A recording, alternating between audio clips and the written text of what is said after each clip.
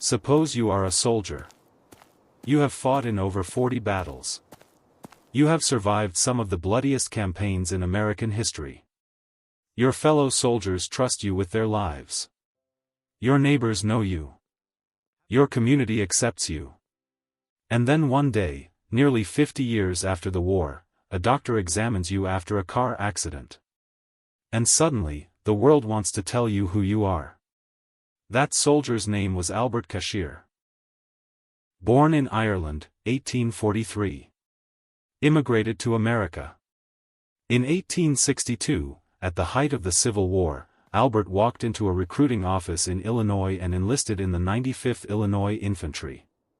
He fought at the Siege of Vicksburg. One of the longest, most brutal sieges of the entire war. 47 days. Brutal heat. Disease. Starvation. Constant bombardment. Albert survived it. He fought in over 40 engagements total. Never flinched. Never deserted. Served until the end of the war. After the war, Albert went back to Illinois. Lived quietly in a small town called Sonneman. Worked as a janitor, a farmhand, a lamplighter. Voted in elections. Collected his veteran's pension. His neighbors knew him simply as Albert. A quiet man. A veteran. A neighbor. This went on for nearly 50 years. Then, in 1911, Albert was struck by a car while working for a state senator. He was taken for medical treatment. And the doctors made a discovery. Albert had been recorded female at birth. What happened next was not compassion. It was not curiosity. It was not respect for 50 years of lived life. Albert was reported to authorities. Investigated. His military records were scrutinized. And in 1913, he was committed to a psychiatric institution, the Watertown State Hospital, and forced to wear a dress. He died there in 1915. But here is what I want you to hold on to. His fellow veterans, the men who had fought beside him at Vicksburg, came to the institution. They protested. They demanded he be treated with dignity. And when Albert Cashier died, they made sure of one thing. He was buried in his uniform. His gravestone, which still stands today in Sonneman, Illinois, reads: Albert D.J. Cashier. Company G, 95th Illinois Infantry. Now, here is our first question. Albert lived as a man for 50 years. Fought for this country as a man. Was accepted by his community as a man. At what point, if ever, does society have the right to say, no? That is not who you are. Let's take a poll. How many of you think that what happened to Albert in 1911, the forced institutionalization, the dress, the attempt to strip his records, was a clear injustice? Raise your hands. How many are not sure? How many think the authorities in 1911 were acting reasonably given the understanding of the time? All right. Let's hear first from those who said it was an injustice. Why? Go ahead. Stand up. Because he had already proven through 50 years of living that his identity was real. His community accepted him. His fellow soldiers accepted him. The doctors had no right to override that. Good. So your argument is grounded in lived experience and social recognition. The community had already decided. The soldiers had already decided. Now let me push you a little. Does it matter that the law in 1911 did not recognize him as male? I think unjust laws don't create moral obligations. Just because something is legal doesn't make it right. All right. Good. That's a strong answer. Now let's hear from those who are less certain. Go ahead. I think the harder question is, what actually grounds his identity? If we say social acceptance is enough, then identity is just whatever others agree to. But what if the community hadn't accepted him? Would his identity then be less valid? That is exactly the right question. You're pointing to something very important. Is identity intrinsic, something a person simply is, regardless of what others think? Or is identity relational, something constructed through recognition, community, law? This is not just a modern debate. It goes back centuries. And it sits at the very heart of what we mean by justice. Let's hold that question and come back to it. First, let's hear from those who think the authorities in 1911 were acting reasonably. Is there anyone willing to defend that position? Go ahead. I'm not saying what they did was right.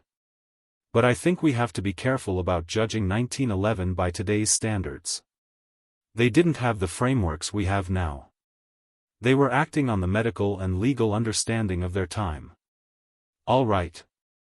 That's an important distinction.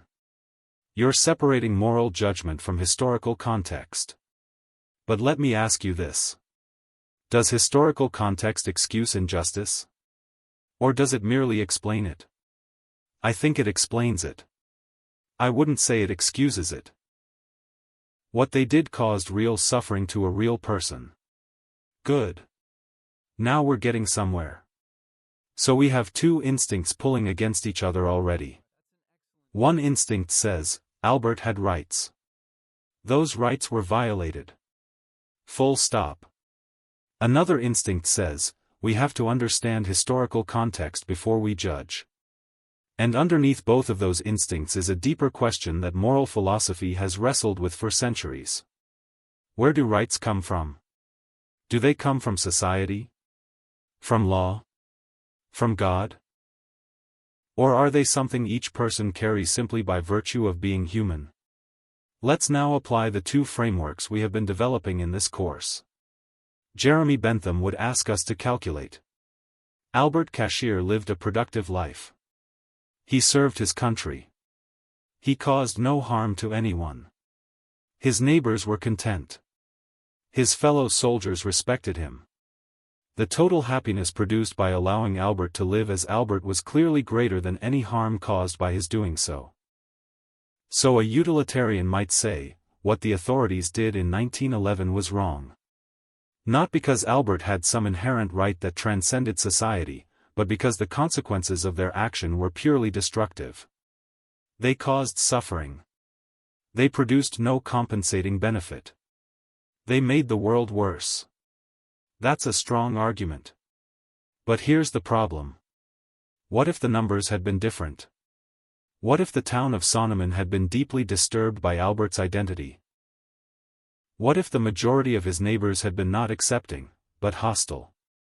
What if the collective discomfort of the many had outweighed, on Bentham's scale, the suffering of the one? On pure utilitarian math, what would Bentham say then? Exactly. That's the danger.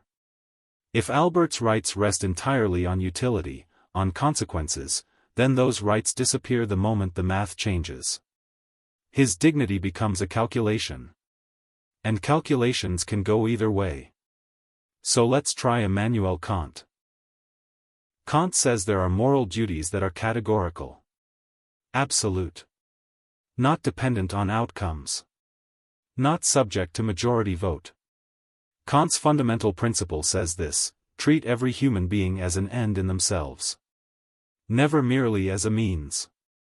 When the authorities in 1911 stripped Albert of his identity, forced him into a dress, and committed him to an institution, what were they doing? They were treating him as a problem to be managed. A category to be corrected. A body to be classified. Not as a person. Not as a veteran. Not as a neighbor. Not as Albert. On Kantian grounds, that is wrong. Categorically wrong. Regardless of the year. Regardless of what the law said. Regardless of what the majority thought. Because Albert's dignity did not depend on their approval. Now I want to raise a harder question. And this is where I expect real disagreement. Albert Cashier never used the word transgender. That word did not exist in 1862. He left no diary. No letters explaining how he understood his own identity. So here is the question. Is it appropriate for us, today, to call Albert Cashier transgender? Are we honoring his story? Or are we projecting our modern categories onto someone who cannot speak for himself? How many think it is appropriate, even important, to reclaim Albert's story as transgender history? Raise your hands. How many think we should be more cautious about applying modern labels to historical figures? Let's hear from both sides. Go ahead. I think the label matters less than the experience. Whether or not he used the word, he lived a life that matches what we now understand as a transgender experience. Honoring that is not projection. It's recognition. But I think there's something uncomfortable about claiming someone's identity after their death. He can't tell us how he would have described himself. What if he would have rejected that label? We're making a decision for him that he never got to make. That tension, between honoring and projecting, is real. And it is not unique to transgender history. We apply our categories to the past constantly. The question is always, when does that illuminate history, and when does it distort it? Here, I would offer this thought. We do not need Albert to have used our words. We need only to ask, what do his actions tell us about his experience of himself? He did not dress as a man to get through the war and go home. He lived as a man for the rest of his life. For 50 years after the war ended. In a small town where everyone knew him. Quietly. Without drama. That is not disguise. That is life.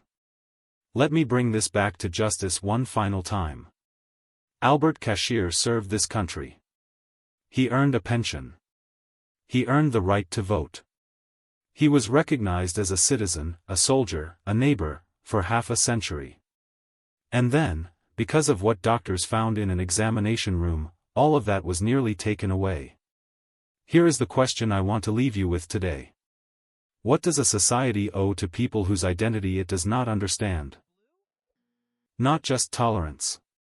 Not just permission to exist quietly in a small town in Illinois. But full recognition. Full dignity. Full rights. Is that a utilitarian claim? We should extend those rights because doing so produces better outcomes? Or is it a categorical claim? We must extend those rights because every human being possesses inherent dignity, and that dignity does not require our understanding, our comfort, or our approval. Albert Cashier's fellow veterans answered that question without philosophers. Without frameworks. Without utilitarian calculus or categorical imperatives. They came to the institution. They protested. They demanded he be treated with dignity. And when he died, they buried him in his uniform. That is the right thing to do. Next time, we will turn to Bentham and John Stuart Mill directly, and we will ask, if utility is our guide, who gets to define what counts as happiness? And whose happiness gets counted?